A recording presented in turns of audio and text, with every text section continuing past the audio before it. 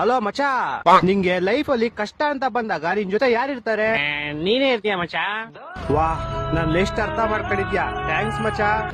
ಕಷ್ಟ ಅಂತ ಬಂದಾಗ ಯಾವಾಗಲೂ ನೀನೇ ನನ್ ಜೊತೆಗಿರ್ತೀಯ. ಯಾಕಂದ್ರೆ ಆ ಕಷ್ಟ ಸ್ಟಾರ್ಟ್ ಆಗದೆ ನಿನ್ನಿಂದಲೇ.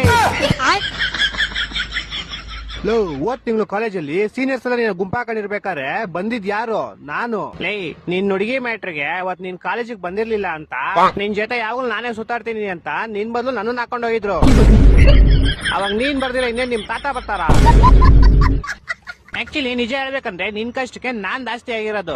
ನೀನ್ ಯಾವಾಗ ಆಗಿದ್ಯಾ? ಅವತ್ ತಿಂಗಳು ನನ್ನ 500 ರೂಪಾಯಿ ದುಡ್ಡು ಇಸ್ಕೊಂಡಿದ್ದಲ್ಲ. ಹಲೋ ಅಲ್ಲ ಹಲೋ ಅಲ್ಲ ಹಲೋ, ನಿಮ್ ಮನೆಯಲ್ಲ ಹೆಂಗವ್ರೆ? ಚೆನ್ನಾಗವ್ರೆ ಮಚಾ. ಅದ್ರ ತಿಂಗಳು 250 ರೂಪಾಯಿ ರೀಚಾರ್ಜ್ ಮಾಡ್ಸ್ಕೊಂಡಿದ್ದಲ್ಲ. ಹಲೋ ಹಲೋ ಹಲೋ ಹಲೋ, ಊಟ ಎಲ್ಲ ಆಯ್ತು ತಾನೆ? ಹ್ಞೂ ಮಚಾ, ಆಯ್ತು. ನಿಂದು? ಅದ್ರ ತಿಂಗಳು 200 ರೂಪಾಯಿ ಪೆಟ್ರೋಲ್ ಇಸ್ಕೊಂಡಿದ್ದಲ್ಲ. ಮಚಾ, ಏನು ಕೇಳಿಸ್ತಾ ಇಲ್ಲ, ನಿಂಗೆ ಆಮೇಲೆ ಮಾಡ್ಲಾ? ಆಮೇಲೆ ಮಾಡುವಂತೆ ನಾನು ಸ್ಟೋರಿ ಹೇಳ್ತೀನಿ ಕೇಳಿಲ್ಲಿ. ಹೇಳು. ನನ್ ಫ್ರೆಂಡ್ ಒಬ್ಳು ಮದ್ವೆನೇ ಇಲ್ಲ ಅಂತ ಕನ್ಸ್ ಕಟ್ಕೊಂಡು ಅವ್ರ ಮನೆಯವ್ರ ತೋರಿಸಿದ ಹುಡುಗನ ಜೊತೆ ಮದ್ವೆ ಆಯ್ತಾಳೆ. ಆದ್ರೆ ಫಸ್ಟ್ ನೈಟ್ ಅಲ್ಲಿ ಅವಳಿಗೆ ಗೊತ್ತಾಗುತ್ತೆ ಅವ್ರ ಗಂಡ ತುಂಬಾ ಕೆಟ್ಟವನು ಅಂತ.